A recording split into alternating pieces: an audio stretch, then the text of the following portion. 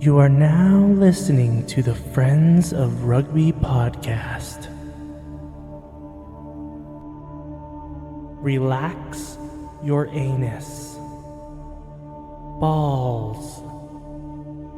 Thick thighs. Camille Shat. Where's his neck?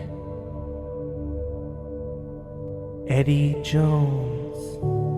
You're fucking And right. we are recording. This is an actual. We're just starting. Nice now. Yeah. And I'm giving you full notice. No soft intros this time. No soft intros. Fuck the I soft like intros. that. I like that. Hello, friends. You're listening to the Friends of Rugby. You're getting good at that, eh? We're a little late. We're a little late this week.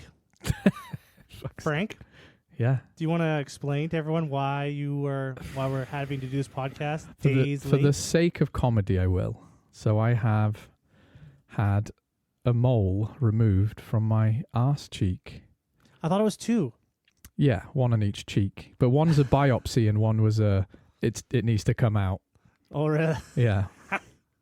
So yes, we had to postpone the podcast because Frank had to have surgery on his butt. They've got like 8 stitches on one side. How are you sitting in that chair? Well, did you notice I put a big cushion there? So it cushions my... Do you have some ice underneath that ass cheek? No, but you know, I had to shower today, so I took the bandaging off, and ripping off my ass hair with the was miserable. And then when I got out, I got 2 of those. You know, they're like kind of cotton pad things. Mm-hmm. Put 2 of them over the stitches and just put like rugby tape over it, basically. So right now I have 2 cotton pads and a bit of rugby tape on my ass. And as you've noticed, I'm limping a bit. How uncomfortable was it? You're just laying on that table with your ass cheeks out. I have had a lot of moles removed recently. Well, 3, like extracted. Do you know what I mean? Like people think, oh, they just chip a bit off, and no, they've all come back dysplastic, which isn't as scary as it sounds. And they take a chunk out, and there's a bit of my ass cheek floating in a jar next to my head as this nurse is washing my ass. With why did he make me talk about this? The people want to hear these stories. This is why they really tune in.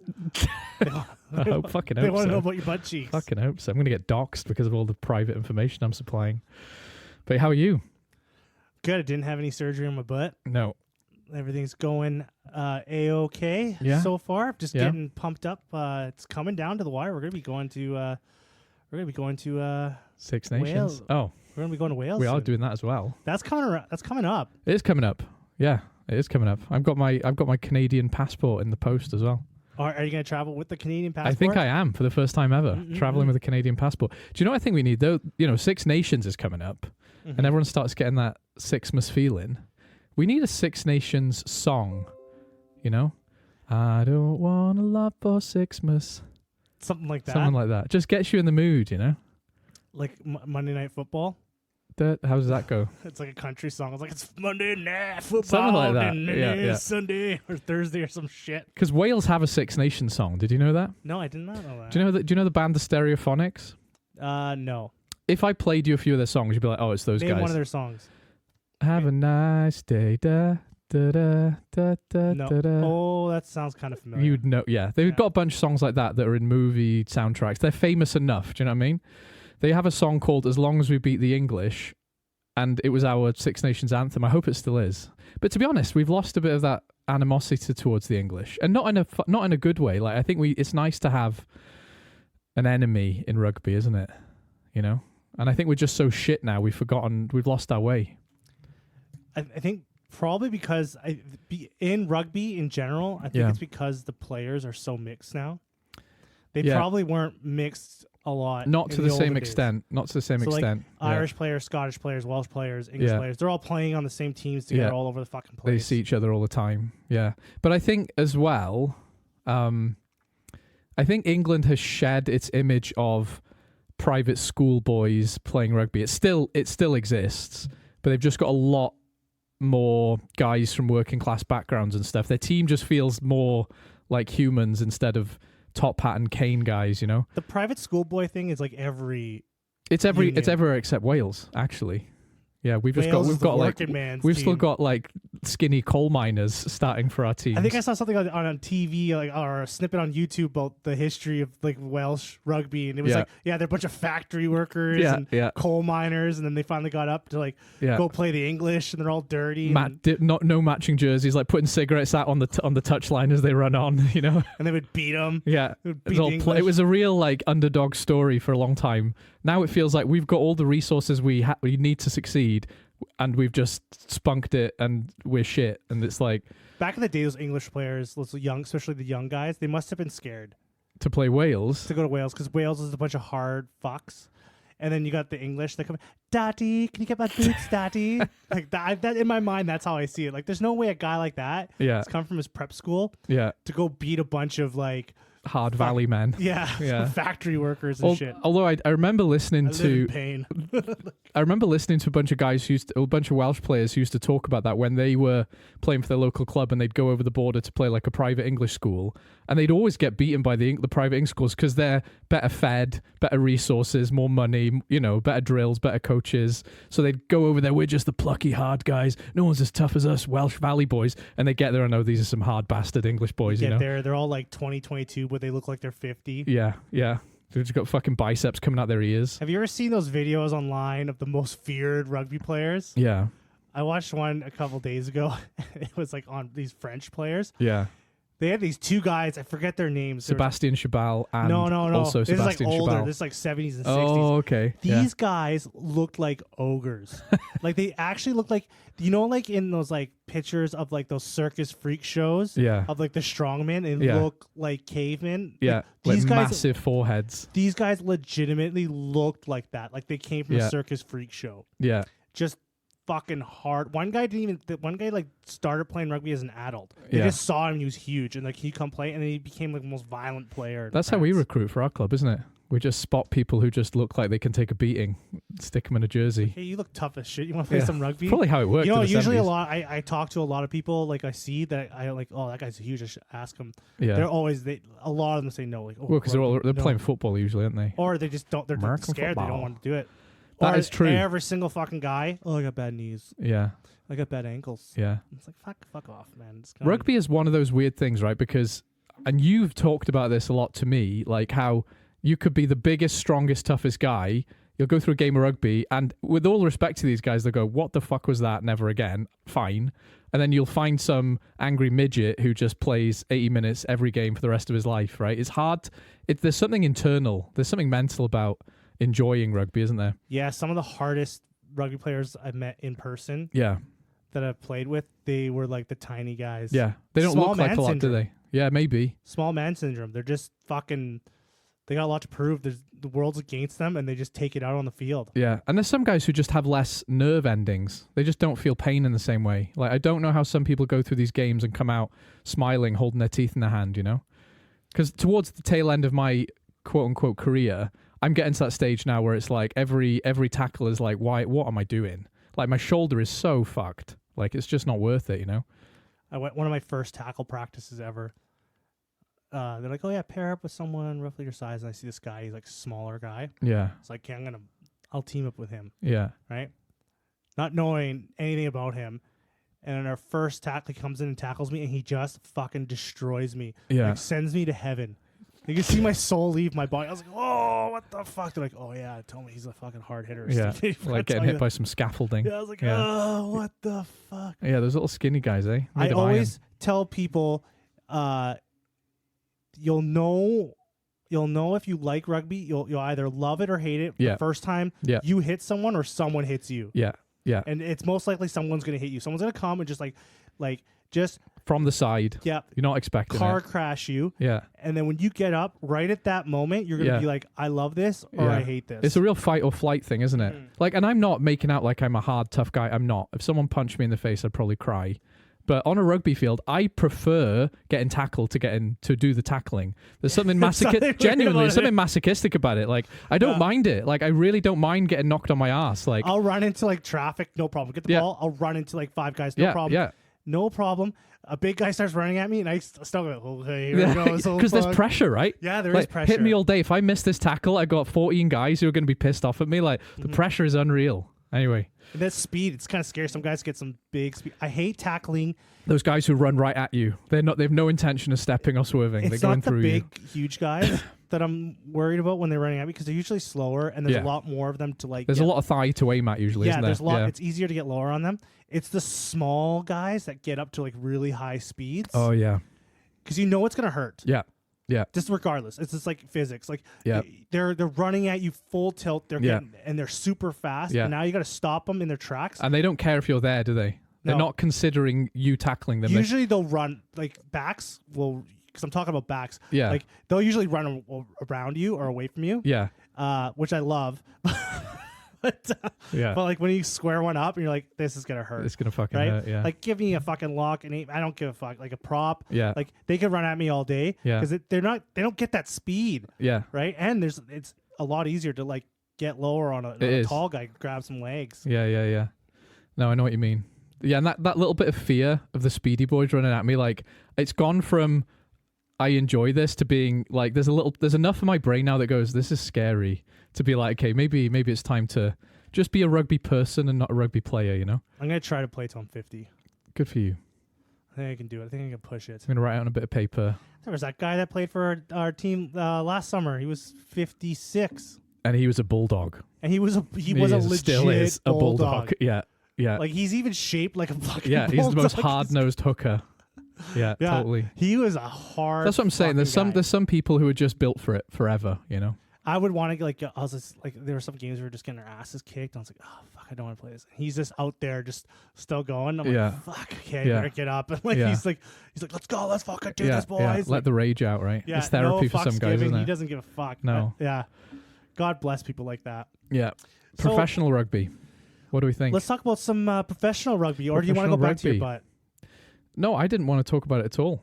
But I knew you were going to ask me. I was going to. So I thought I need to give you. I knew I need to give you enough of a butt morsel for you to leave me the fuck alone about it. Yeah. What do you want to talk about first? Because we got a lot here. I want to talk about the squads that we now. I think we know all of the Six Nations squads announcements now. Yes, we talked about Wales last time. Mm-hmm. Let's talk about, in no particular order, let's talk about Ireland next, because I think we're probably more familiar with the Irish side, both of us. With the Irish side. The Irish lads. The old Irish lads. There's a lot of young guys in here. Don't know about old. It's the team's growing. The team is evolving. I'm looking at this and thinking there's not a weak link on there. And I can't say that for anyone except maybe France. Anyone else except France. Yeah, all of them are good. All of them are good. Surprising add into the squad for me, Dan Sheehan. Yeah, he's coming straight back. Like if he's gonna play, this is the first time he's played rugby since, was it the South Africa in? Was it the first in the tour? Yeah, I think so. I'm pretty sure. I think, and he broke his leg. It wasn't like an insignificant injury. He broke his leg. So throwing him straight back in there. I've seen them do this with Faletau in Wales. It works because he's a fucking legend, and Dan Sheehan has already established himself as a fucking legend. So I think he'll be all right. He's got. It was kind of weird to see him. Like he must be showing a lot of promise at practice. Yeah, they don't just put people in as soon as they're fit. Like he's gone through several drills, and you know, there's probably 10 guys analyzing everything he does to go, he's ready, right? He's looked after. Let me look at this here. They got Gus McCarthy on there. Yeah. They got Rob Herring. Yeah. With Kelleher. And Kelleher's on there. So they got 4 hookers in this squad. They have got some deep hookers. Like why do you got so many hookers? Because Dan Sheehan has to be back because he's the best. Has to be there. Well, yeah, he is. I mean, like I would joke, but he is the best hooker, isn't he? Like I'm close to saying in the world. I'm very close to saying the best hooker in the world. So, yeah, you got to have him in. My thing, Ian Henderson being in the squad, I know we're not fans, are we? We're not fans, are we? I'm not a fan of Ian That is Henderson. maybe the weak link for me. And actually, a lot of people argue with me that he's good. Yeah, I just he's not in there, and Tom Ahern from Munster is not in the squad, and that pissed me off. It's like Tom Ahern's been fucking ripping it up. And as we know, they've only got about 2 places for non-Leinster players. So to pick Ian Henderson, And it's Ian Henderson and Tyke Burton. They're your choices now, right? Who's the Ulster number 8, Tamouni? What's his first name? Nick Tamouni? I think so. Yeah, Nick Tamouni. Is that his? I think so. Every time Ulster play, Yeah. He has a good there's game. always one consistent thing, is he has a good game. He does have a good game. Like, this guy is fucking... He had a fucking awesome try on the weekend, too. If he was playing right now, he'd be having a good game. That's He'd what be I'm having saying. a good game. Right and he now. just Yeah. cannot make this squad. No. Ireland fucking hates him. Yeah, I've always got a bit of a hard on for John Cooney. I always feel the same. Like the amount of the amount of games he didn't get for Ireland always upsets me because that guy was just never not good for Ulster. Like, what's Andy Farrell used to be looking at when they're watching an Ulster game and Ian Henderson's just being all tired and non-effective, and then Tamouni's just ripping it up. Like, yeah, we should take Henderson. Like, we really need something like that. Like, Henderson, Tom O'Hearn, he got robbed. I think he's one of him and Tamouni are the biggest robberies in this squad. I want to double check, but Gavin Coombs is not injured. I don't think. No, I don't think he's injured I don't either. think he is because I'm always sad he doesn't make an Ireland team. I really like Gavin Coombs. I understand Simon Easterby. This is the more important. This is the big story with Ireland. I think is how Simon Easterby going to do because you can argue about selection with Ireland, but it's one of those teams where it's like it's still a pretty fucking good team whoever you put out, isn't it? Right. So I think it's more about what Simon Easterby's going to do with the team. Is he basically just going to keep the shit steady? Because we've seen this before actually when Gatlin went to do the Lions tour. Coach, he put Rob Howley in charge, and Rob Howley didn't do a lot different. So I don't think Simon Easterby is going to change much. I don't think either. I'm pretty sure Andy Farrell and him are on the same page about a lot of things. Yeah, I think so. Especially when you see the squad. Yeah. They brought 4 training panelists. No, they brought 4. What is it? Callan Blade, Gibson Park, Connor Murray. Oh, you're talking about nines? Because that Munster lad's on there. Yeah, Callan Blade, Kieran. No, that's not Kieran Frawley. Is Craig Casey not in this team? I thought I saw his name injured. on there. Oh, no, I don't see his name on there. Oh, I thought, yeah. Oh, yeah. Craig Casey is who I was thinking of. He's definitely injured then. Yeah. Yeah. That would be surprising. Okay. I actually didn't notice that. I thought he was in there. I thought I read his name. Just a second here. Okay, there we go. Wrong plug in there. Okay. So, no Craig Casey. No Craig Casey. Any other omissions you're sad about?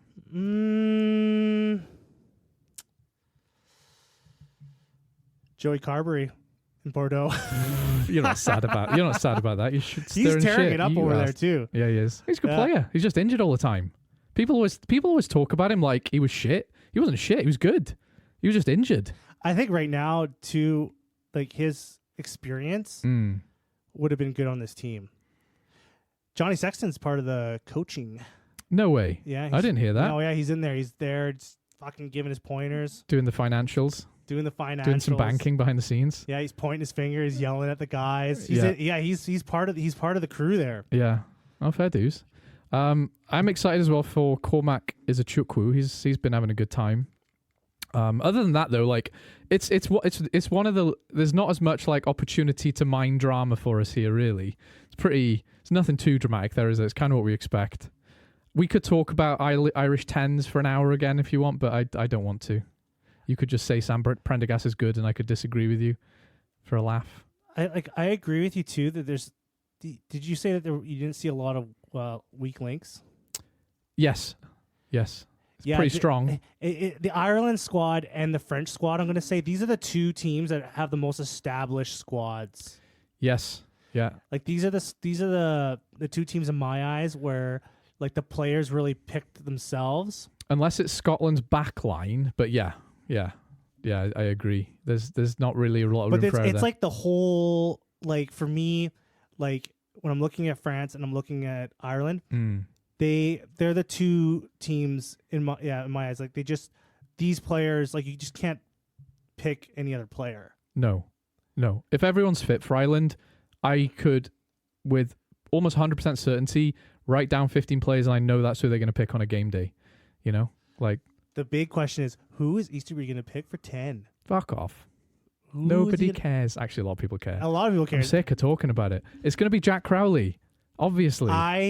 After Crowley's play over the weekend, I agree with you. Jack Crowley's a really good rugby player. Yes, no one said he wasn't. And Prendergast wasn't the best against Bath. He wasn't the best against La Rochelle either. No, he wasn't. He looked a little scared. He's not. Crowley is a harder guy. He's got skills though. Like Prendergast can read the field. He's got skills. He's a smooth operator. I'm never going to say he's a bad rugby player. He brings a flair that Ireland doesn't have to their attack that I really like. Yeah. Don't get me wrong. Easterby could easily pick Sam Prendergast, and I think I bet you if you go down the board, like a lot of pundits, like people that's commentary on rugby, I bet you anything it's down the board between Crowley and Prendergast. I would say like 80-20 in Crowley's favor. No, I don't think so. Okay. Do you want to bet? Do you want to do a financial bet? Well, I don't know. No, but that's why we would bet. I don't have a really side. I could see him going either way. Oh. I don't. Well, you can't bet on a maybe. If I had to go with my gut feeling, if I had to choose, personally, there you go. I would choose Crowley. Oh, that's no fun. But I can see him picking Prendergast. You're saying it's going to be close. I'm saying it's not going to be close, but we'll never be able to verify that. Yeah. So we can't have a fun bet. Whoever loses has to get surgery on their butt. We can't lose. A, we can't lose this bet, and B, I haven't got enough ass cheek left for them to take a chunk out of. So it's a non-starter, I'm afraid. The Scotland squad. The saddest thing. We go Scotland. Let's talk Scotland. Let's talk Scotland. This is heartbreaking. My fucking Bonnie Wee heart is Bonnie Wee broken. Sione Tuipulotu not playing any Six Nations. He's fucked. He was so good as well in the last few games in the Champions Cup. He was so fucking good. I wonder what the timeline for a torn pec is to get back in the game. I was just reading right now that he's hoping to be fit for the Lions tour if he gets picked. Oh my god! He's gonna get picked for sure. 100% he's getting picked. Yeah, for sure. Yeah, he's getting picked. He could tear both pecs. Yeah, he could have no pecs. He could get breast implants. Yeah, they'd still pick him. He could just come on with only his rib cage exposed, and they'd be like, "Get on there, you rascal." Yeah, he's class. I feel so genuinely though. Him not playing, I would have had an outside bet on Scotland winning the Six Nations if he plays and starts. Right, they can beat anyone with him in that team. Me too. And they're still a good team without him. But not a grand slam, but a win. He's as big a deal as losing Dupont, if you're French.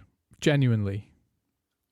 He's become that kind of player. He has almost, not overnight, but a lot quicker than this other year, folks rise to fame. This season? This last calendar year, he's become the best center in the world. He's become the best center in the world. He's the main character of the UFC. URC. Fuck. He could be that if he wanted to be. He could. Yeah. I believe it. Yeah. I'm genuinely upset about this because it feels like the competition is cheapened without him. This was his fucking moment. This was his moment. You know when they go Avengers Assemble and all the cool guys show up? It's like you don't have Captain America in the front row anymore. Or the Iron Man. Or the Iron Man. Yeah. He's not there. It's fucking sad.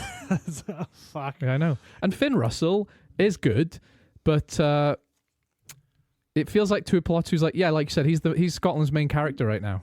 You know? Fergus Burke from Saracens. Fergus Burke chose Scotland. Yeah, it came via New Zealand and England, weirdly. Yeah. Like he has a grandparent or something like that. Yeah. Don't we all? Yeah. But that's a big boost for their squad. Yeah, and I was just going to follow on from that, saying like Finn Russell, he's getting on a bit. He's still class, but I was thinking about Scottish 10 depth, and this is actually good news for Scotland because if he kind of fulfills his potential in a Scotland jersey, having some depth at 10 is massive for Scotland. You know. You know who the loser here is? Ben Healy. Yeah, he's not. He's not even in the squad. I know he's not that good though. He's not international standard. But he went to Scotland to basically ignite his international career. Yes, he did. Right, and we all knew he was going to be Finn Russell's backup, not the next Finn Russell, I think. But he's not even Finn Russell's backup, which is kind of sad. I'm very interested to see how much of an impact Sione Tuipulotu is going to his absence. It's going to be massive, genuinely. This is the difference between them winning some games and losing some games. For me, I agree. He's that fucking good. You know. I agree with you. So yeah, very sad about that. We need a sad Six Nations song for Scotland. Yeah, but I still want you to think of a good Six Nations song, a good one, a happy one, and a sad one for Scotland. I don't have a lot to say. I think everyone else kind of picks themselves. Like Scotland's back row is still fucking good. There's not much controversial about the forwards really. There's definitely some older guys in there, but it's kind of the same, innit?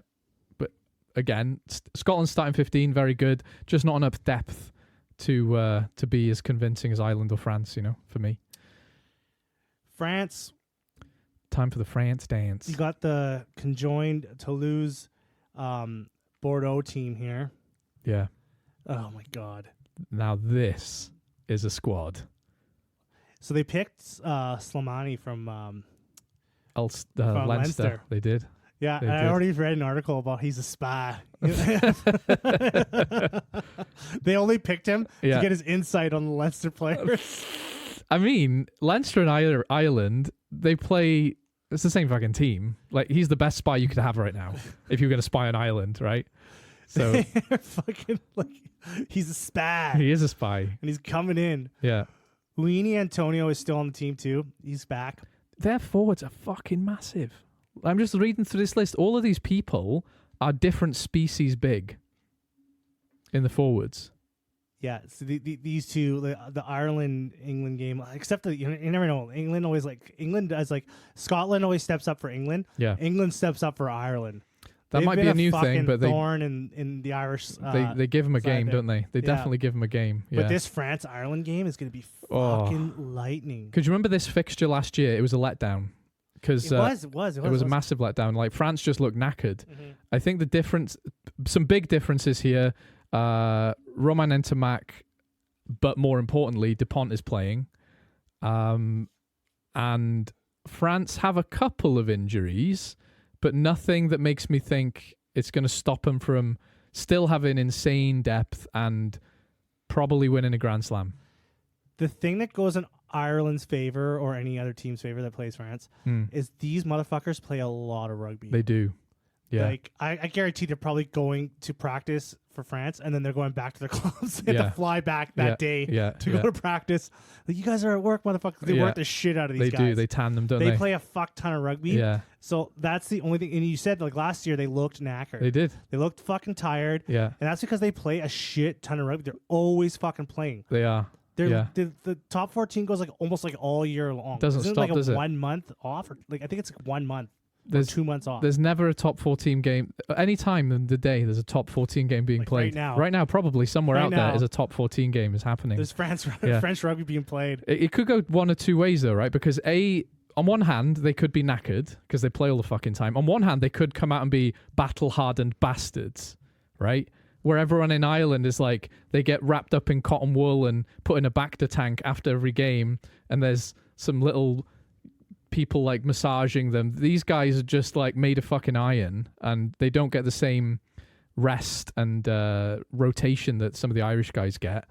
So, having said that, the way Bordeaux and Toulouse have been playing, and Toulon, fucking hell, that's some scary rugby.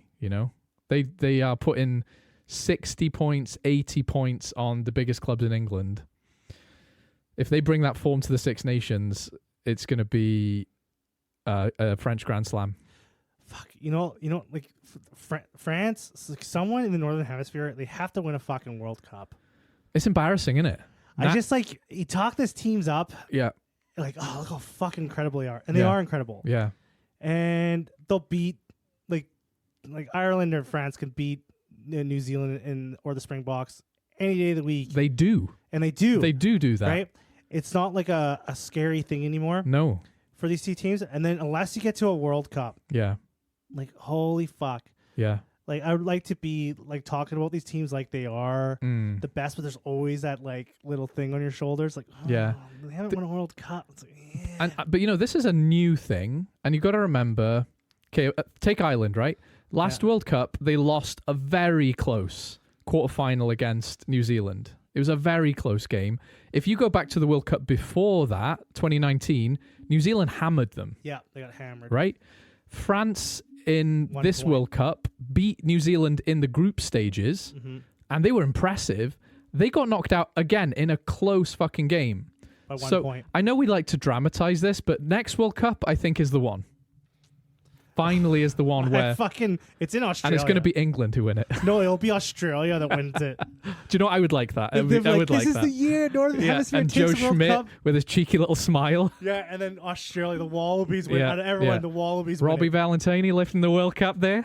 Fuck. Another Southern Hemisphere, I wouldn't be mad if if Argentina won the World Cup. I'd be pretty pumped. Oh, I'd move to Argentina.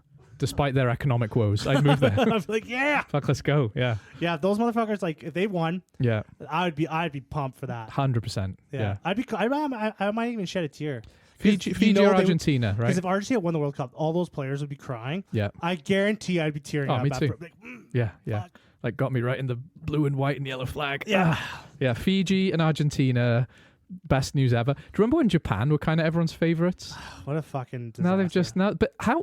Because like Fiji and Argentina, right? They lose a lot of games, and they're still the sweethearts of rugby. They're the I don't girl think next Japan door are of even the rugby. sweethearts anymore. They're not. Japan are. Oh, sorry. Who you say? Japan are not the. And that's what I'm saying. Japan are not. They've lost that little twinkle. You know. Maybe it's just because they're shit. But Let's go down to. Let's go and talk about Italy. Italia. Forza. So we Azzurri. got Rizzoli.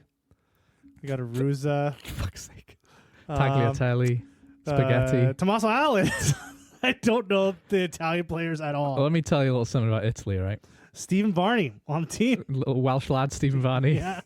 Lewis Liner is injured though, which is a big news. Oh, is he? Yeah. Oh. Yeah, it's sad, isn't it? Italy scare me now though, so I can't take the piss anymore. Like if you're Scotland or Wales, who need I remind you lost to Italy, both Scotland and Wales lost to Italy last year. I need to repeat that. Now they're scary, and that centre partnership, Ignacio Brex and Manoncello, sounds like a kind of coffee menu, but it's a scary coffee menu. You know? Yeah, this is the Italians. They're in. I think they're like. I think we're on the cusp of them being a real thing now. Are we? Is it safe to say they're in the game now? Yeah, I think so. But this Italy have We hurt only had me. 1 year. But they've never done that before. They've never beaten two teams and drew France. They drew 1-2 and drew 1. That's like double whatever they've ever done before. I just don't want to. I know because they've hurt us. And we talk shit about them all the time. Like, yeah, I want to say like they're in the game now. I think they're serious now. They're serious if you're in the fucking bottom of the pond with Wales and Scotland, you know? Gatlin has me kind of. He's been gaslighting me a lot. Oh, he always He's been does. talking a lot of shit, and I kind of want to. Yeah. I want to believe him. Yeah. It's like, oh yeah, better not underestimate them. No, you can underestimate Not us. even Dan Bigger. He's like, yeah, they're fucked. Yeah, they're fucked. Yeah. he was Yeah, he was literally on the He reluctantly Rugby pod this week, and he was like, yeah, they're fucked. I know. And he reluctantly said, oh, I have to back Wales. They're going to be fifth. And it was like, I have to don't give them begrudgingly back us. I have to give them something. Fuck. Yeah. But yeah, I think Italy. Yeah, I wouldn't sleep. Don't sleep on them. Don't sleep on them. But I want to be able to like be excited when Italy plays a team don't sleep on them, but don't have a lie-in on them. because he literally know? they like in Snooze your alarm on in them. Canada. Yeah. Like, the games are on early in the morning. Like they start at 7 o'clock in the morning or 6 o'clock in the morning. Yeah. So you can literally sleep on Italy. Like, oh, they're playing. Fuck I've it. done that in Yeah, Canada. I'm not gonna. I I've know done you that. have. You're like, Yeah. I'm not getting up for that. And even back home, I got so pissed on a Sunday that I fell asleep for the Italy game in my chair after about 5 cans. So it's happened in both continents. I've slept on them. Do you want to talk about the England squad? Yes, I do. England. Yes, I do. Yeah. What about the England squad is exciting for you? Maritoje as the captain is fun. What do you think about that? I think it's good. Yeah, it's good. I want to say something, but I've heard a bunch of other people say it, so I'm not trying to make out it's like my point or anything. England they don't seem to have like a lot of experienced leaders now. So you're missing Dan Cole and Joe Marler, and regardless of their age profile. What they brought a lot of was experience, right? Like rallying the troops on the field. Jamie George being injured for a little bit at the start is you're missing another really important injury, another leader. Ellis Genge, I think, is that guy. I think they named him as the vice captain, and that's a good choice. Like he's a good experienced player. But other than that, like a lot of their forwards are a bit younger, or they don't seem to have that like vocal leadership quality. In the forward pack, because I heard the same thing too. Yeah. The forward pack, maybe a little bit, like Maro Toji's been around for a while now. Yeah, but he's still really good. Ellis Genge has been around for a while now. Yeah, he has. Right? Even the Curry boys. The Curry boys. Yeah. Jamie George. I feel like they don't have. I don't think that's an issue. Is he gonna cry? No, I'm just fucking got choking on something. I guess the thing with England is people forget they're still rebuilding because everyone just looks at them and goes, "Oh, you should have a bunch of experienced guys." They're kind of in a similar spot to Wales. Not as bad, but they definitely have brought in a lot of new young guys recently. I'm really excited. There's some exciting guys in there. There's also really excited to see Theo Dan at hooker. Really excited to see Ben Earls play because he's fucking mental. This guy Asher Opoku for Jua is the guy I picked on my team of the year. He's really good. Yeah, like I'm excited to see him. Tom Willis. There's some guys who I'm a bit like meh about, like Bevan Rod. I'm a bit like, come on, yeah. Is fucking Don Brandt in this team? Yeah, he is. Yeah. I don't see him here. Oh, I read that he was selected. Maybe I'm wrong. I don't think he's on the team. Oh, I think Borthwick might have made a good. He's probably injured. Hang on, right on the thing I'm reading. In the pack, Alex Donbrand and Alex Coles have been forced to pull out with injury. Oh, thank God! Fuck Don Brandt. Like I don't know what Borthwick is with making Don Brandt work. Like how many chances does this guy get at test level? And Okay, it's unproven. But except for Ben Earl, who do you pick at 8? Tom Willis. Except for Tom Willis and Ben Earl, who do you pick at 8? Jack Willis. one of the Curry boys. Yeah, I'd probably put Curry in there. Yeah, could do. Underhill's got to be injured too. I think Underhill is injured. Yeah, because he wasn't playing for Bath on the weekend. You know who reminds me of? He wasn't even originally in the squad, which I thought was crazy. You know this Henry Pollock kid. Yeah. He wasn't even originally picked. He's injury cover. They picked him after. Yeah, he's really good though. He's like fucking. He reminds me of when Underhill first came on the scene, and he was just tackling everything. Yeah, and I fear that Henry Pollock's career is gonna go like, because you know how Underhill is always injured now. Yeah. Because of how hard he played, and he was like a fucking animal. He was like he just psycho. Yeah, like, tackle machine. Yeah. And Henry Pollock plays on the edge. Like he does. He's puts his body on the line on everything he does. Yeah. I fear for this kid's life. He's only 20 years old. Yeah. Do you know what I always think about England as well is, especially with their flankers, like you look at basically every other tier 1 country, their back rows, every country has a really good back row. Like a flank is a fun position to play. You don't need to be super big or super small. Like you've got a lot of range to work with and you can be all over the field. Except England, who only seem to pick big tackly flankers, right?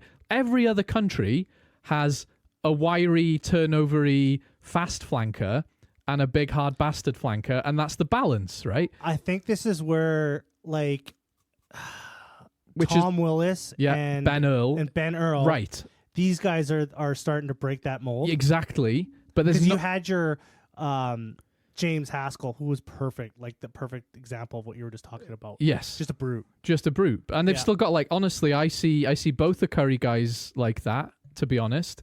But yeah, you're right. But the weird thing for me is Ben Earl plays 8 a lot, or has played 8 a lot for England, and he seems like he's the fastest flanker that they've got.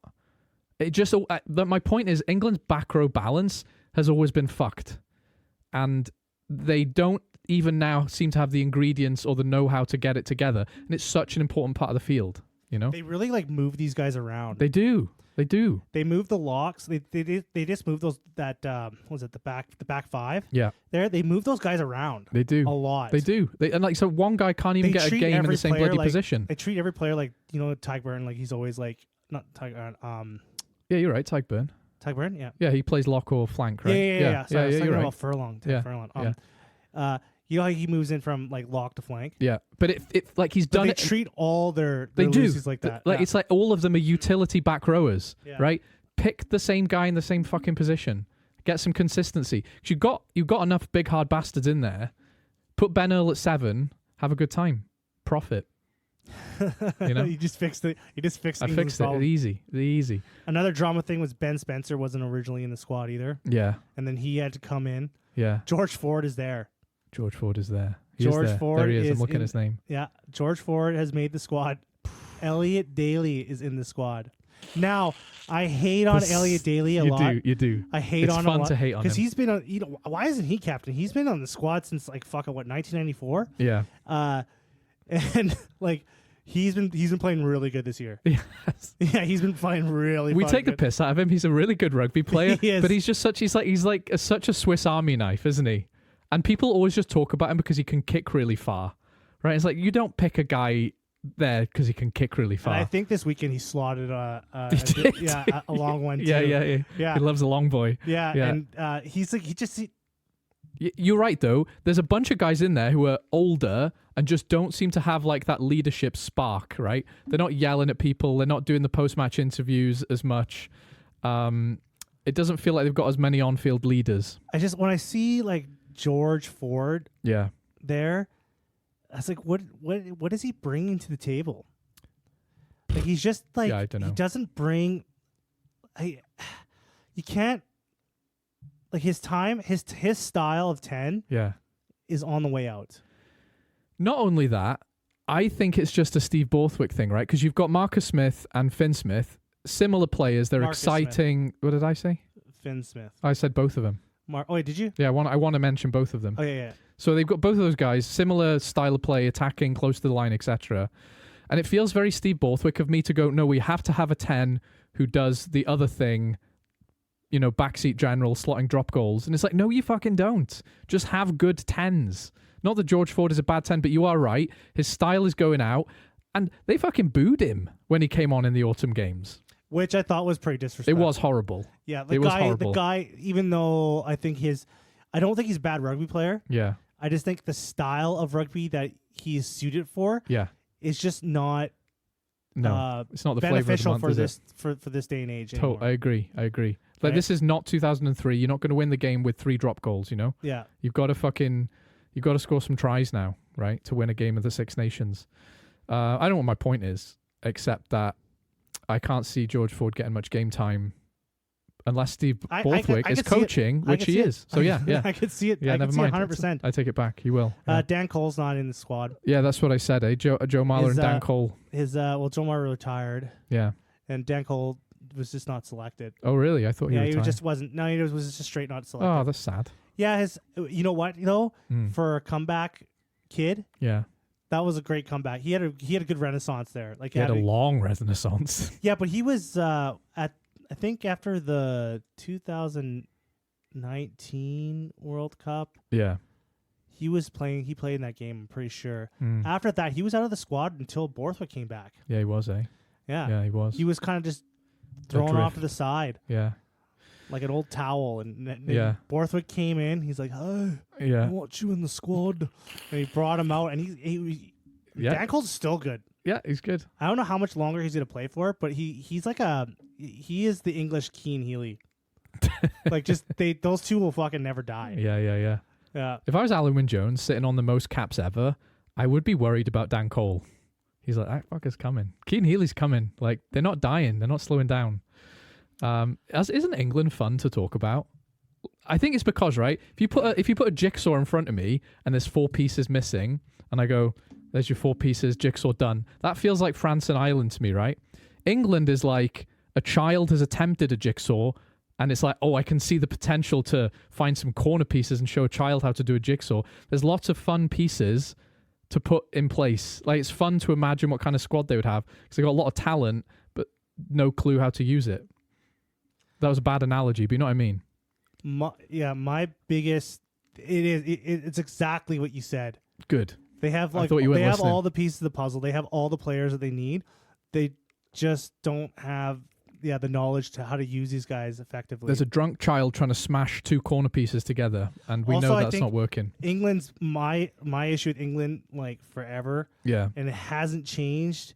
Is I feel like they're a mentally weak team. they are. If things start not going their way, They fade. they kind of like just they get flustered so easily. You They can get do. under their skin. Yeah, Like as soon as they are on the back foot, yeah, it's really rare for them to like dig themselves out. yeah, yeah. And you have seen it. They have done it. Like when they played New Zealand a few years ago, where they were down and they scored like 20 points in like 10 minutes. Yeah, George Ford was part of that. yeah, he was. But I feel like when things aren't going their way, they just like they get flustered and they get frustrated and then they start making more and their mistakes just pile on. They just can't dig themselves out of holes. No, they can't.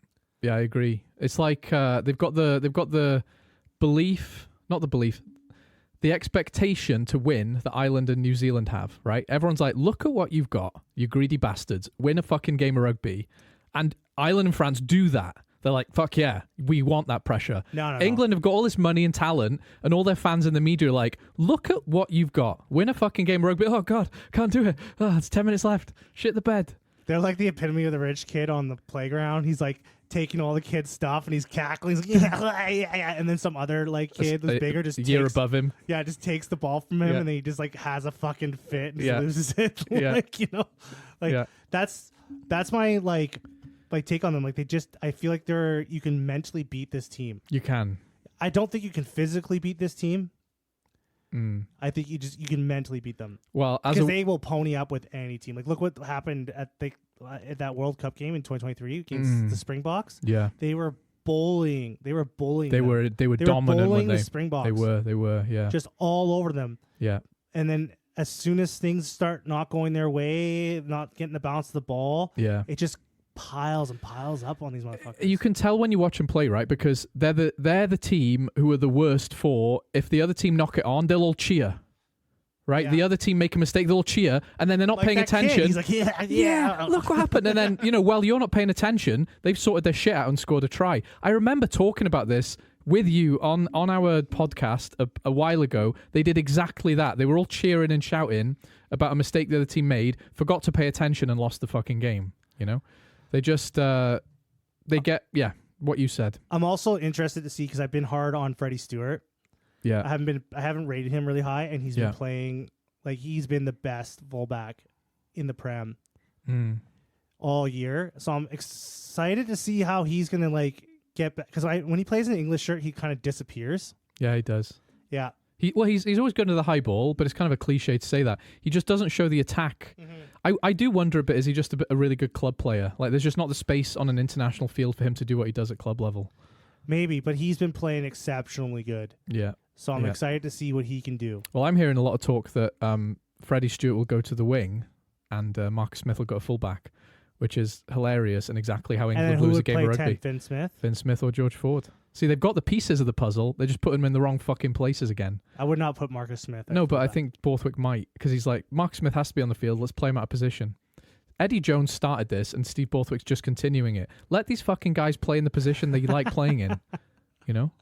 Anyway, that's enough about England. And that's the squads. Do you want to know some interesting factoids? Okay.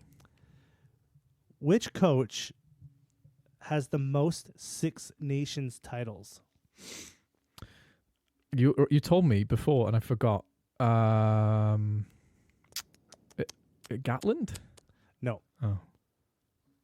It Don't know. is Bernard Laporte.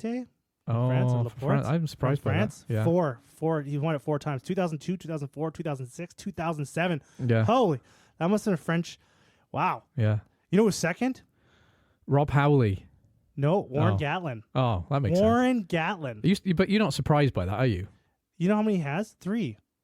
The most. Three Grand Slams and 1 championship, right? Nope. You only talking about Grand Slams? I'm only talking about wins. Yeah, because you can win without getting a Grand Slam. Yes. And he has done that. So he's got 3. In total, Yeah. Warren Gatlin has won the Six Nations 3 times. Oh, no, that makes sense. I know what you're talking about. 2008, Yeah, but just 2012. Yeah, go ahead. after that, another person with 3, Sir Clive Woodward. Woodward.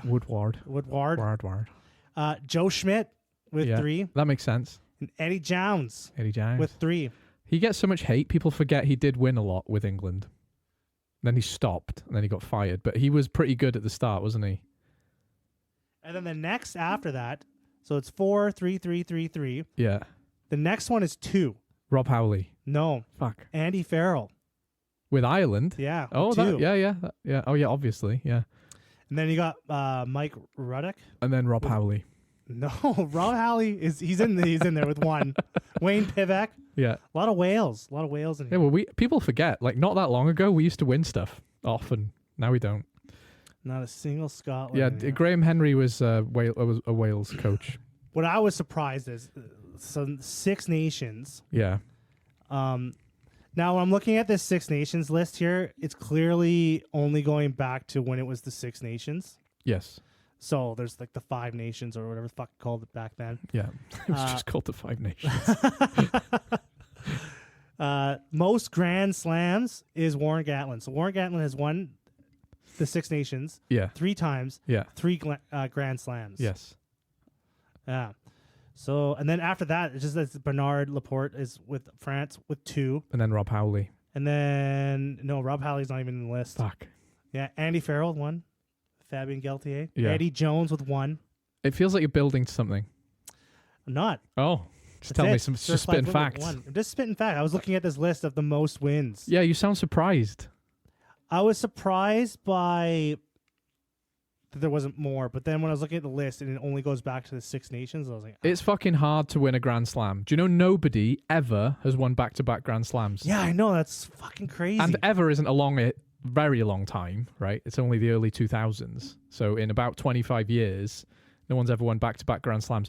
And I don't think anyone will unless you need either Ireland or France or England to totally shit the bed for that to happen. You need the one of the rock or the paper or the scissors to fucking be awful for a couple of years. Since I started watching the 6 nations, Yeah. I feel like it's not a win unless you get a Grand Slam. It's empty. It is is. empty. Unless you're talking about the 2013. The worst is when you win it, but you lost the last game. Oh, we did that under Pivac. The Jam Slam year. We did that under Pivac. You Yeah. lose the last game, but you still win the championship. You just got fucking battered. Yeah. And then they bring out the trophy. It's Yeah. like, what the fuck is Yeah. this? I thought... They 'cause started writing your name in it. Yeah, because some of the early years I started watching, that happened... I think it happened to England. I can't remember. But they lost the game, but they won the championship, and they bring the trophy they're in the out. away They're all stadium. and I think they were like... They might have been in Ireland or something like that, Yeah. too. So they're not even at home. So they get beaten in Ireland, and then they fucking have to bring the trophy out. surrounded by happy fans who've just seen Yeah. them beat England. If you showed an American that, they would be like, what the fuck is this? I don't care about their perspective on sports needs to Yeah. fuck off. They're wrong They would anyway. be, it This was is just brilliant. the strange, especially when I found out like you just win on points. So Yeah. like you could just win on points. Everyone just plays each other. I've never heard of anything like that until I started watching rugby. I was That's like, a very what North the American thing to say. Yeah, Because that I was happens like- in football all So the there's time, no right? like championship game. In Premier League football, it'd be the last game of the season, and a team could win the Premier League and lose the game. Do you know what I mean?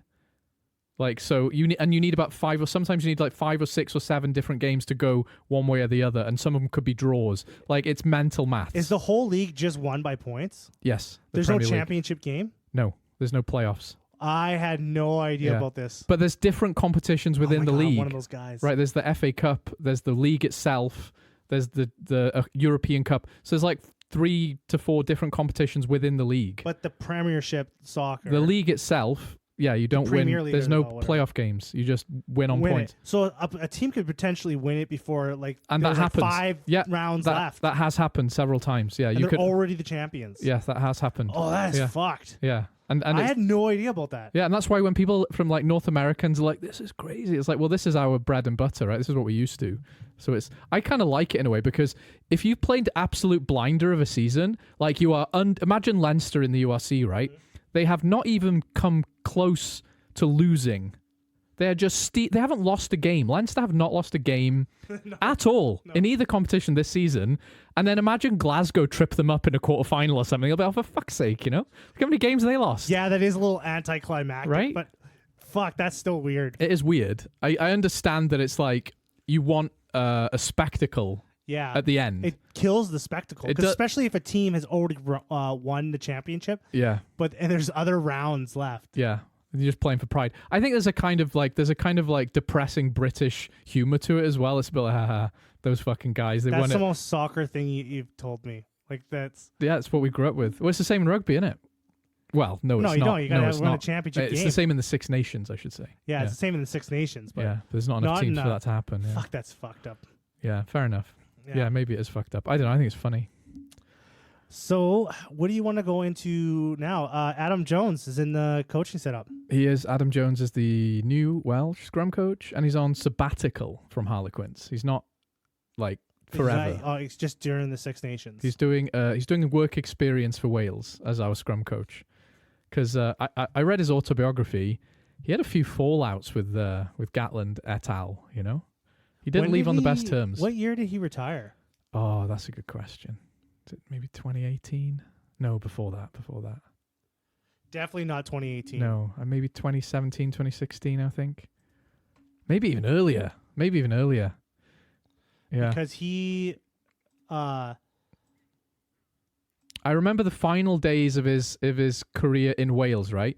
He went to Cardiff Blues for a season, and I remember the game. It was a game we were supposed to win. We could have won. And he attempts a fucking drop goal, misses, has a little laugh to himself, and I thought, he doesn't fucking care anymore. He doesn't fucking care. He looks like the guy that would do something like that. Yeah, he does. Yeah. Like, he looks like the guy... He shows up. He's got a bucket of chicken in his arm, and he's got a wing or like a drumstick in his hand, and he's pointing at the players with the drumstick, telling him what to do. Yeah, and then eating it, and just rubbing the grease on his jersey, and then points at him. Listen, talking to you. I never take this thing off. Yeah, I saw him. My lucky coaching jersey. It's just covered in chicken grease. And in his autobiography, he eats a lot of fucking chocolate. Just talks about banging chocolate all the time. Oh, there it is. He's just got a fucking big box of chocolate. Yeah. And he's got like chocolate all over his beard and face. It's like the middle of summer, and he's got one of those Christmas-sized dairy milks. It's like a foot long, and he's just like biting into it. And then he goes up to the players. He's like, "Let me show you something." And he hands this chocolate over to one of the players, and his hands are all covered in chocolate. And he gets down, and he starts grabbing the other guys. Like, you gotta hold on him like this. Covered him in chocolate. And all these guys are like, "Oh, what the fuck, man? Like, fucking chocolatey hands all."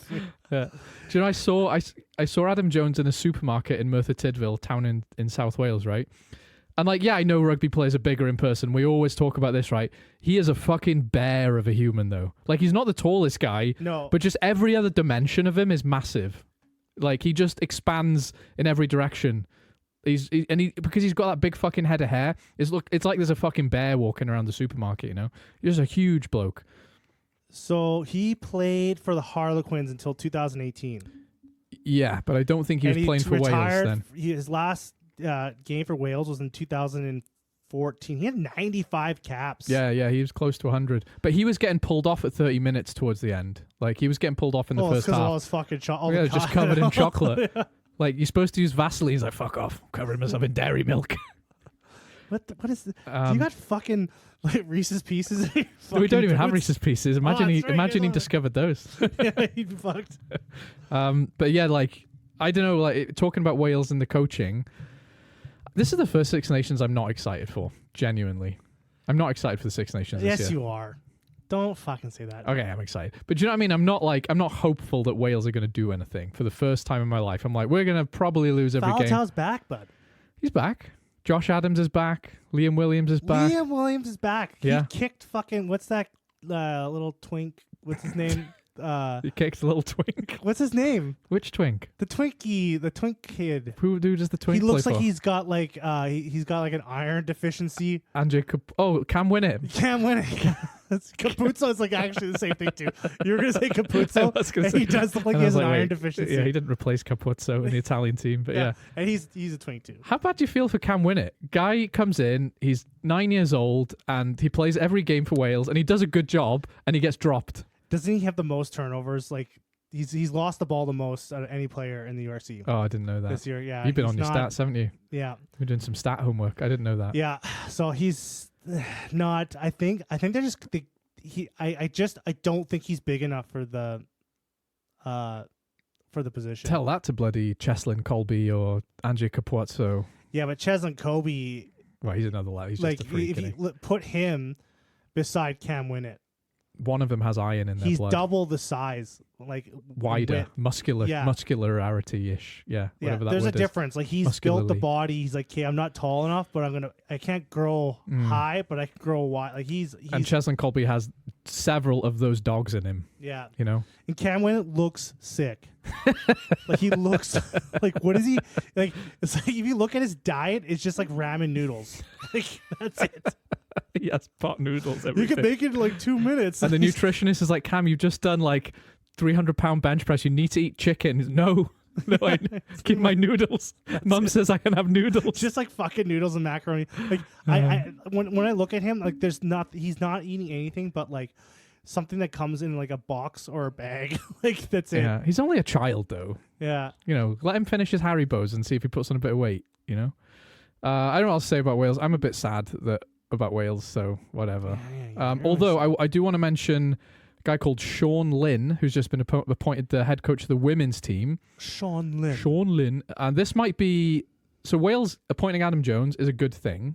Mm-hmm. Sean Lynn, being who was the Gloucester Hatbury coach who won the women's premiership in England twice recently. He's a really fucking good coach. Mm-hmm. So Wales, in the space of a week, have done two good things. The WRDO has done two good things.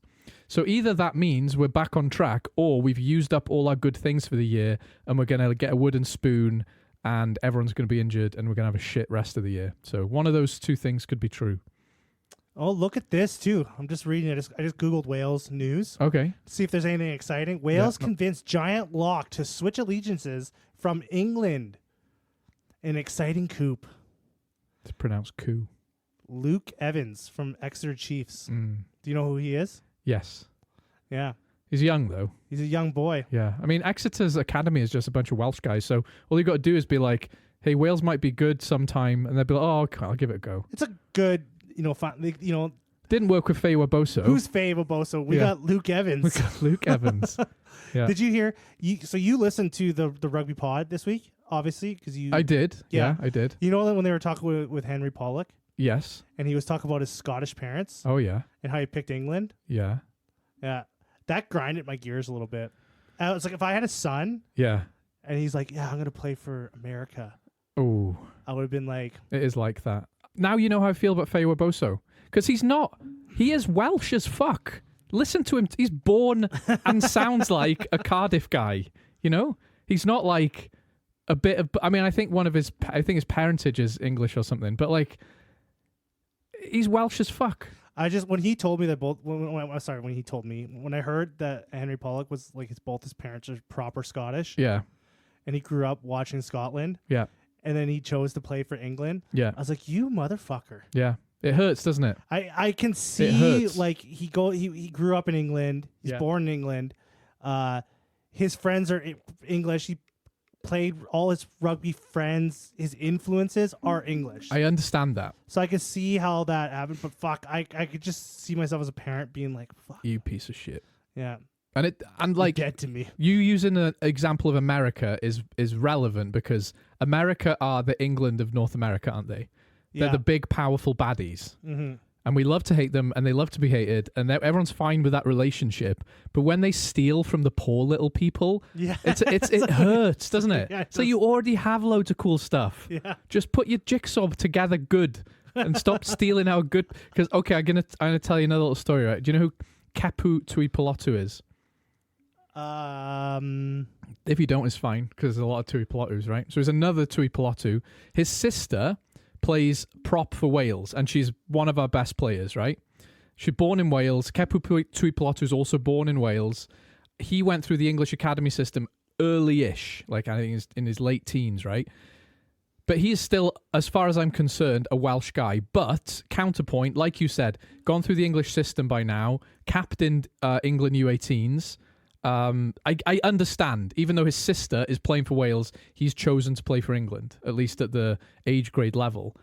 It hurts, but I get it, right? But there's a few other guys, even in the Exeter Academy. And what the English are doing now is if you go to one of their academies, Gloucester, Exeter, the southwest of England, they make you sign a thing that say if you join our academy, you have to say you're playing for England at age grade level. Oh, and they're doing that, making that decision. Yeah, because we don't have those facilities in Wales, right? That's too young to be like putting that kind of pressure on someone's future. It's like when someone you're gonna get locked in. Yeah, it's like when someone criticizes kids who can't pay back their student loans. It's like someone gave me a student loan when I was 17. They gave me thousands of pounds, and they're like, "Oh, you got to pay back 30 grand. I'm like, what the fuck? I didn't know this was real money. The fuck was I signing, you know? Obviously, I'm joking, and I should fucking pay my money back. But you don't know. You're right. Who the fuck knows what they're doing at that age? Yeah. Do you know what I mean? It's like, hey, sign this and you're English. Okay. We'll give you a jersey and a hat and a car. Okay. And then 10 years later, you stood there singing God Save the Fucking King. You just make bad decisions all the time. Yeah. I made when I was 18, yeah, every decision I made was bad. I'm surprised I didn't die. I got a credit card right when I was 18. Yeah. Boom. Yeah. I fucking racked that thing up in a week. Yeah. And then it took me years to pay it off. And then years later, you're like, fuck, that was real money? I got people calling me. They're like, give us some money. Yeah. We're going to break your teeth. Like, what the fuck is this? Yeah. So, these collectors calling me, and I was just a young kid. I'm like, oh my God. Yeah. I'm going to go to jail. Yeah. Right. Anyway, I'm not being bitter. I understand what they're doing. If we're going to invest in you, we want to see an outcome. It's a business, right? But it's like, we don't have that in Wales. So when I see the Irish setup and they've got all these private schools around Dublin just mass producing unlimited talent, and we're sat there like, once in a blue moon, some little boy will emerge from a pile of coal dust and he's quite good. And then England sign this, mate, you're English now. Oh, bye, guys. Bye, friends. We have Cam Winnett, who's dying of a wasting disease behind him. That's the guy we kept, you know? I like Cam Winnett a lot, but... Also, money talks. That's what I'm saying. Money talks. That's what I'm saying. That's all I'm saying. I'm Canadian till I die. Yeah. But if the Americans come calling, we'll pay you $50 million to pay for us. Yeah. I'd be fucking star-spangled. Can you see? Yeah. Howdy, folks. Can I have my rare cooked burger, please? I'd be fucking all in America. Yeah. I love Reba McEntire. I would be fucking all about that shit. I was whoa, $50 million. Why is Steve drinking raw milk? What the fuck's wrong with him? I was born in Maine. It's I would be fucking straight up American as fuck. Yeah, I get it. I that's what I'm saying. I'm not trying to pop at England. I do that often enough. It's funny. In this situation, it's a financial thing. I get it. But in Wales, we just can't compete, right? We're already scraping what talent we have together, and they're picking off the best ones because they got money, right? Yeah, because when you're a young rugby player, and you're playing and you are you're Welsh qualified. Yeah. And you're looking at all your buddies in England, and they're playing with all the nicest toys. Yeah. And you look at the Welsh kids, and we found comics in the ravine. They found a porno in the hedge. Look at us. Yeah. These guys are offering me a car and a lot of money. We're gonna play kick the can. It's oh, fuck. Yeah. No, fucking thank you. So whatever. They're young, I get it. But this segues nicely into the last thing I want to talk about, which is watching Champions Cup this weekend. Let's talk about the Champions Cup. All right. Let's talk about the Champions Cup. You are right. You're right. Let's do a little bit of this is gonna be a long pod. Okay. We're going on the long, but I want to talk about this too. Let's I got time, mate. I got time. I got time too. Do the listeners have time? I don't. Do we have listeners? Do the listener does the listener have time? Well, if you're the listener, can you email us if we're going over your time? Thank you, because we're hungry to talk. Yeah. All right. Let's talk about the Champions Cup. Let's just wrap this up this weekend. All right. Holy fuck! Some champions happened. Okay, first thing I want to say: Northampton beating Munster. I'm a bit sad for Munster, but I'm a bit happy for Northampton. Henry Pollock, he came in at the end. He shut that game down. At the he end. fucking did. Yeah. Yeah, he did. Motherfucker, I was pissed. And then he's like, and I'm English now. Yeah, and I'm English. Fuck you, Ireland. Fuck you, Scotland. He was like, God save the king. Right in fucking Ty Burns' face. Yeah. Yeah. But Munster, they've got that Championship Cup dog in them, and I thought Northampton had kind of shit the bed overall, but there they are. The main thing, there were some ass beatings.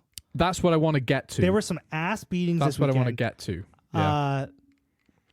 And it's raised a lot of concerns. I think the biggest thing from the weekend, the most genuine thing that happened this weekend, Benetton beating La Rochelle. That's a big deal. That was a big deal. It's a big La fucking Rochelle came with pretty much almost the same squad as they played Leinster with. Yes. And they lost. Yes. Like Benetton were just like by a full 7 or 8 points. 7 points. 7 points. 32-25. Yeah. That was a big win. Yes, it is a big win. Yeah. Like you got to remember, Benetton is basically the Italian team, but the Italian team isn't as good as La Rochelle on their day. Actually, La Rochelle are much better, right? They should be, right? Yeah. So that's a big fucking win. And like, are Benetton good? Are Italy good? They better fucking back up some of these wins now. The biggest letdown too the weekend was Glasgow to me. Losing to Harlequins. Why did the English clubs decide this was their weekend? Because they were fucking shit in the bed. And a few of them still are, but like, yeah, Harlequins knocking out Glasgow. That was, well, it was revenge because Glasgow did that to Harlequins last year. Yeah. But that was a bit of a beating. 24-7. But like Ulster put a beating on Exeter. Yeah, everyone does that. I guess so now. I guess. And Ulster will do this thing where they just kind of fucking yo-yo in their quality as well throughout the season in every competition. And then it's like Saracens lost, like their top squad lost to like a B cast team. Yeah. That was fucking great. Yeah, yeah. But Toulouse and Bordeaux. Okay, this is what I really want to talk about, okay? Yeah. You go on. You say what you need to say. I'm going to go off king. Can I refer to myself as a king? No. Bordeaux 66, Sharks 12. This was not a bad Sharks team. Penno scored 6 tries. 6 tries. There was 10 tries. They scored 10 tries the whole game. No, that was... No, we're thinking about Toulouse, aren't we? No. That was 10 tries in the Toulouse game, right? No, I got it right here. There was fucking 1, 2, 6, 7, 8. There was 10. 9, 10. Did they miss some? No, that makes sense actually mathematically. Yeah. Sorry, yeah, Yeah. I was just getting my maths a bit mixed up. So sorry. But yeah, Bordeaux 66, Sharks 12.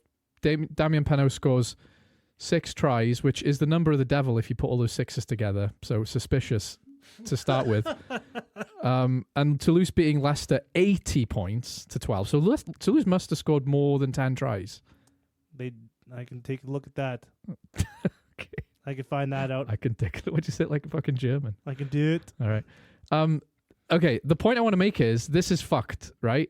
This wasn't a weak Leinster team. This wasn't a weak Sharks team. I'm really scared that the inequality in the finances of rugby is starting to become more important than the competitiveness of the talented players in a team, if that makes sense. Like the meritocracy of both the European Cup and the domestic leagues is starting to worry me a bit, because I always look at football where, like, you know, Premier League football, where they don't have a draft system, and they can if you've got the money, you can win, right? And it's starting to look like that. Don't get me wrong, Bordeaux and Toulouse, I fucking love watching them. They're awesome. They should not be beating either of those teams by that much. Good for them. But Sharks and Leicester, like, either they had the worst fucking day at the office or something is seriously wrong financially in rugby. We know it kind of is, but this is a big deal for me. When I see the inequalities like that in a league, yeah, it just, because you can't drag it back. Once it's gone, it's all about money forever, you know? And it was always about money, but now it's like you have to, like, that's the sad part, like, especially with soccer. Yeah. The most rich team wins. Yes. Right? And that's not fun to watch. No, it's not. And right? This isn't fun to watch. And like the people like that are in charge of rugby should be terrified of this thing. That's what I'm saying. That's exactly what I'm saying. Like, it's just, especially like, I'm gonna bring this back, but like as a North American guy watching North American sports, yeah, like it's the NFL, yeah, right? It's not the richest team wins. No, it's not. Right? No, it's not. And you'll see the championship, like it changes. It moves around Often enough. You enough. have your dynasty teams. Yeah, and good for them, right? You do have your teams that do like you know, some under the table stuff to, you know, keep it happens. Yeah. Or you get a Tom Brady. Yeah. Or a Bill Belichick. But the trophy moves around. It does move around. And I love the draft system because it is meritocratic, right? This is a real danger now. Rugby in Europe is in a real danger of going away to the money guys forever. Like football is and was and has been for a long fucking time, right? It will it's really, scary. it'll turn in. Yeah, it's depressing. It is depressing because there's nothing happening in the background. Yeah. That's gonna fix this. No one seems to be upset about this. I mean, obviously, if you're French, maybe like, is it a thing? Like, if you live like in Europe, like that's just how sports go. You just accept it. Well, we've put up with that. We have only got football as our example. In North America, you have 3 major professional sports. 4, you have baseball too, but baseball as well. Yeah, I forgot about. Baseball's like an exception. Right, because it is like the team with the most money wins. Yeah, it is. Right? But in even then, it's not insanely one-sided. Like, there's still enough variation in it, right? Mm-hmm. But like if you look at the NHL, it's almost a different winner of the Stanley Cup every year. That's cool. That's I like that, right? We're like, there's no meritocracy in the. If you told me a year ago, Toulouse, Leinster, and Bordeaux aren't going to be in the final, I'd have gone, you're lying. That's not possible, right? Just because of the resources they've got. It's not possible. And look at what's happening now, right? Like 80 points. When me and you have been in games like this, when our team was utter shite, and some team will show up and they've got 40 guys coming to practice, and they've got 2 full teams, and we barely scraped a team together. We walk onto that field in 30-degree heat going, we're going to lose this fucking game. Yeah. We're going to have a good time. Whatever. We're going to get fucking... And they're running in a try as often as I can lift my fucking head up to breathe. And we have not been beaten that badly in those games. 80-12. Do you know what I mean? Yeah. We've lost by 50 points sometimes, and it feels like they're running in a try every 2 seconds, right? Lost by 80 fucking points. That is mental. And that says to me, like, we're in fucking trouble if we don't do something about a broad salary cap for the Champions Cup or something, you know? I don't have time to go through like Toulouse and Bordeaux. Yeah. But it looks to me like there's a lot of French people on these teams. Yeah, there are. Yeah. Yeah, there definitely are. They're not a team of mercenaries. No. But if you are attracting people like Blair Kinghorn, or if you're attracting a guy like Jack Willis to France, and then not playing in the country that they're from, it tells you everything you need to know, doesn't it? Same with Leinster. They have 2 of the best players in the world as overseas signings. That's mental. I know, and also the talk, just the whole Champions Cup is just such a fucking... It's shit. It's been more exposing than it has been enjoyable. Yes, the last 2 years, and that's I've the not main enjoyed talk. it. Like, if I type in Champions Cup Golden News, there's some fucking journalist or something like that bashing the way everything's going, and it's exposing. It does expose the inequality between the clubs. Yeah. The format is it's weird. Yeah. Ulster have won 1 game and are through to the knockouts. Yeah. It's like Canadian football. You could lose basically everything and make the playoffs. It's true. It's fucking stupid. Yeah. But it's just it's like, I hate what it's become. I don't think there's and the thing is that there's nothing in down the road that you can see that's they're going to do something about something like this. That's the real The worry. thing is, there's 3 different leagues playing each other. You got 3 different leagues. Yeah. You got like what 7 different countries playing. Yeah. With 7 different different completely different economic situations too. Yeah. Different time zones. 7 completely different rugby cultures. Yeah. All in one league. Which should be exciting. And it is kind of working in the URC. Yes. But when you apply it to Europe, where you have, the French have got a salary cap, but it may as well not be there because the resources they've got are vastly more than everyone else, bar Leinster. I honestly, I don't think there's anything you can do to fix. No, imagine telling a French team, hey, can you spend less so that this is more fun? No, fuck off. Yeah. We love winning this. There's no fixing. There's nothing that anyone can do Yeah. to fix the Champions Cup. It's going to be like this. Yeah. The Champions Cup will be the teams with the most finances will get to the top. You'll have the occasional team. Yeah. That just happen to put together a really good squad. Yeah. But really, it's going to come down to like who's got the most resources. Yeah, that's exactly, and that's the point that is the scariest. Is there's no way to stop this. That's what's more scary for me. It's like no one is there going, what are we going to do about this? It just feels like if the crowds are there and they're making money, they don't give a shit. So I'm worried about that. The only thing that logically, like the only way to do it, because like it's not impossible, because the NFL's done it, the NHL's done it. Did they not used to have all this? Did they used to have like a... No, a lot of these leagues didn't have salary caps. They didn't have a regulation thing, like especially the NHL. They didn't have that for a long time. And you'd see the teams like back in the day, just the richest team would win. Yeah. Right? I didn't know that. So how am I going to put this here?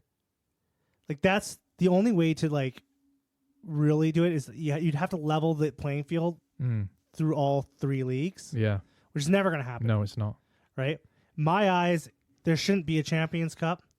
All three of those leagues should just be one fucking league. European Super League with conferences. Just a European Super League with different conferences. Yeah. You know, teams don't have to be traveling to South Africa or not, you know, like, because South Africans are not going anywhere. No. The amount of money they bring to the table, no one's saying no to them. South Africa bring more money than all the other USC countries combined, don't they? Yeah. 80% of the revenue of the URC comes from South African teams. That's mental. Right? The talent that the South Africans bring is priceless. Yeah, it is. The competition that they bring is not that good. It isn't though, is it?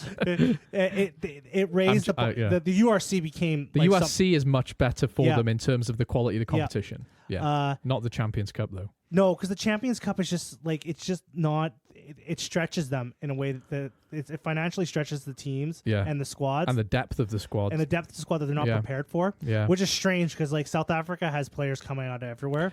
But they're competing. Like a lot of their good players are playing on Leinster. They're playing in fucking or in Japan. They're playing all over the place, right? So, like in my eyes, the only way to fix this, like they should just do one Super League, one salary cap. Yeah, right, and then you're gonna have.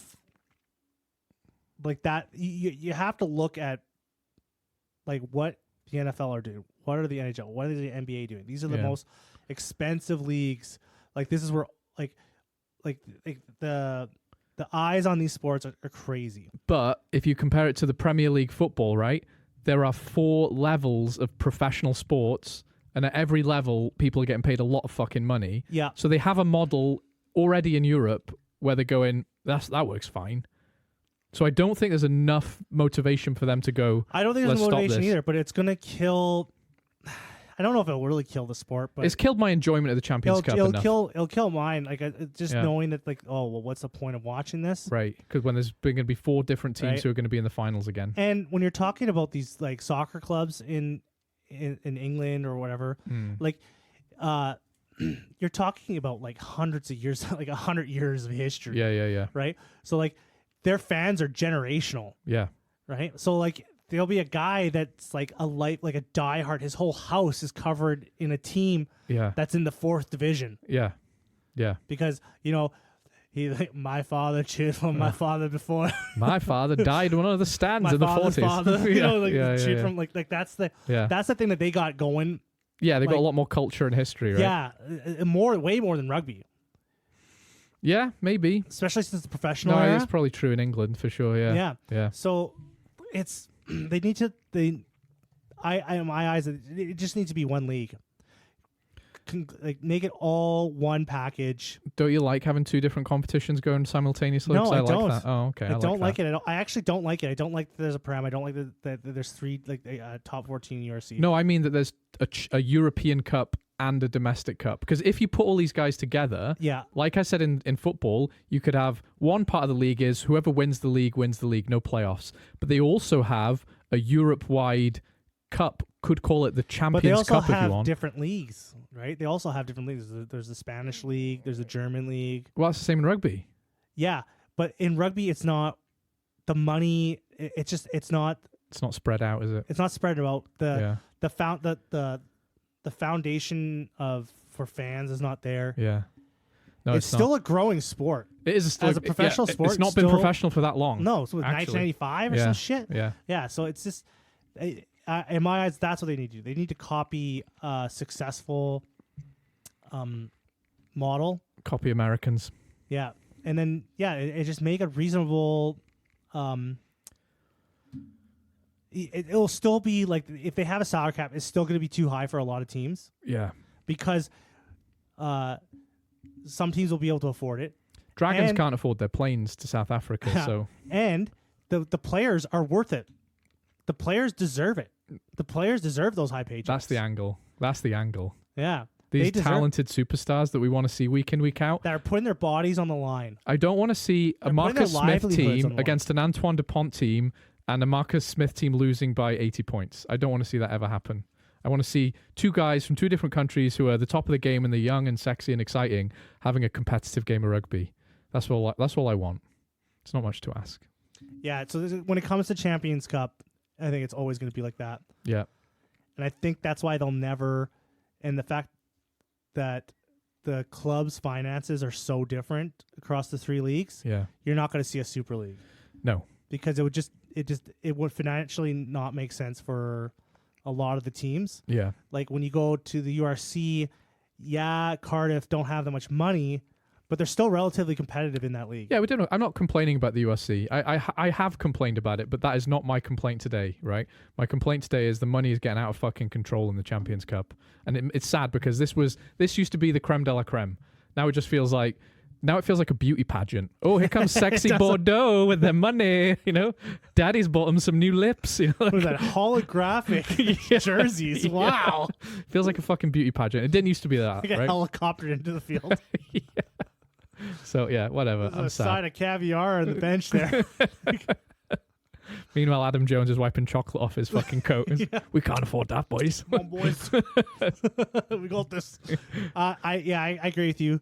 It's sad, but it's the way it is. Yeah. If they're going to change it, I would just, if I had my way, I would just dissolve it and make it all one thing.